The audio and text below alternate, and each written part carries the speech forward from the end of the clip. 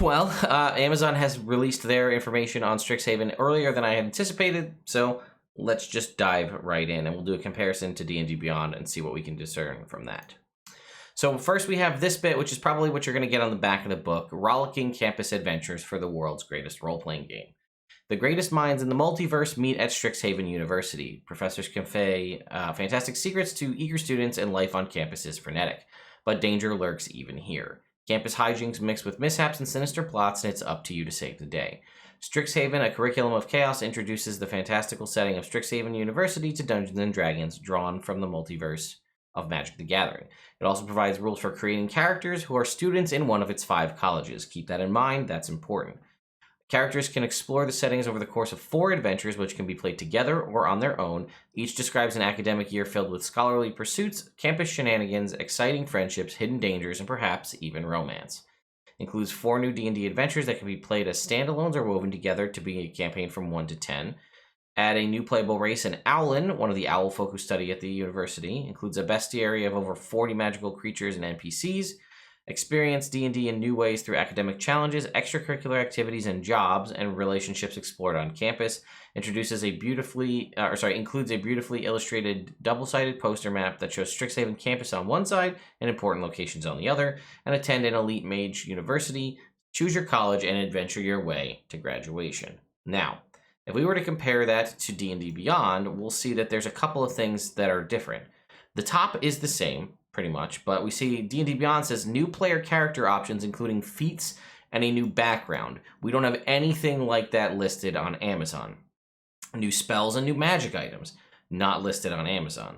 We still have this thing, play through the adventure, first year students on their way to graduation, levels 1 to 10. This is pretty much the same. 40 new magical mystery creatures and NPCs. We do have that as well. The new Owlin race, that shows up here. Experience, this is the same, right? Experience, academic challenges, extracurricular activities and jobs, and relationships explored on campus. That's the same. And then it says it can be easily dropped in with provided rules for adventuring as a student. Now, were I Wizards, and I was going to introduce potentially 5 new multi-class subclasses, wouldn't you want to call that out on your bulleted list of important things about your adventure or your module? Now remember, on D&D Beyond it is listed under source books, even though it is a campaign from levels 1 to 10 if you choose to play it in that way. It's just interesting to me that neither one of these things tell us that the Strixhaven subclasses that we received in Unearthed Arcana are coming in this book. We do have a line right here that says, attend an elite mage university, choose your college, adventure your way to graduation, and it provides rules for creating characters who are students in one of the 5 colleges. That could be it. A lot of you were speculating that maybe this section about feats, perhaps they tweaked things to make the feats somehow be tied to the colleges, and that's how they're getting around not having the multiple class subclass feature. Again, it was received very poorly by a lot of folks. A lot of people just balked at the concept of that.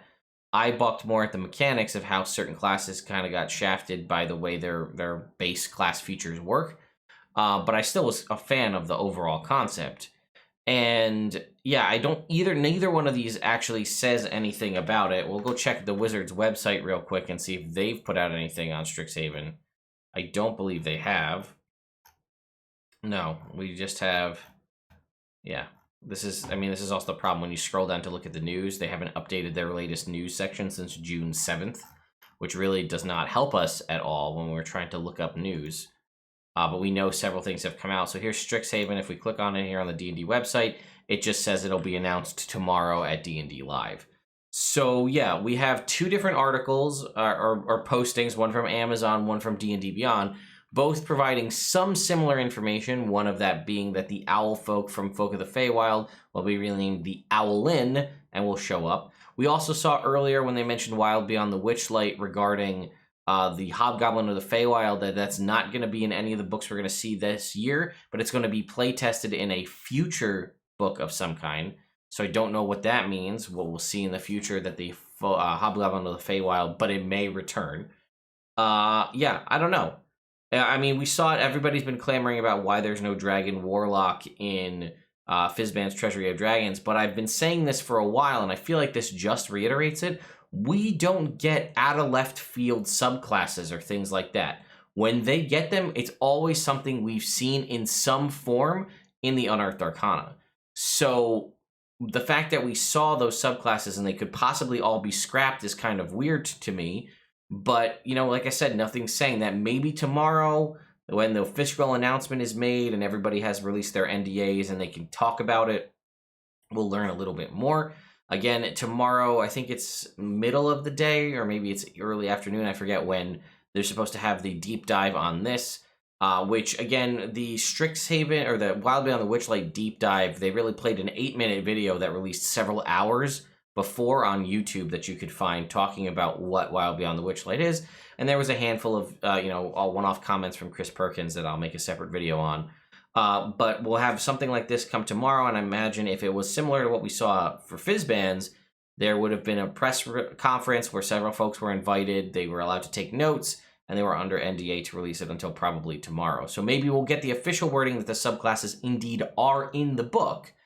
But as it stands right now, nothing makes me think that, other than a couple of errant lines that, again, I would feel are something you'd want to have as one of the big bulleted ticket items for your book, is that you have new subclasses coming, not just bury it in flavor text. I don't know. Let me know your thoughts in the comments down below. I said it a bunch, probably 8 times. I don't even know how many videos I've made today. But if you like D&D news coverage as up-to-date as probably can be humanly made, that's what I do here at Nerd Immersion, amongst other things, right? I don't just do news coverage. A bunch of you are just finding me because of this, but I do weekly top 10 videos, product reviews, D&D discussions, live streams, actual plays, Q&As, all this kind of stuff. So it's just news is hot and heavy right now, so there you go. So if you haven't subscribed and you haven't turned your notification bell on, I highly suggest you do so. Thank you all so much for watching, and I'll see you next time.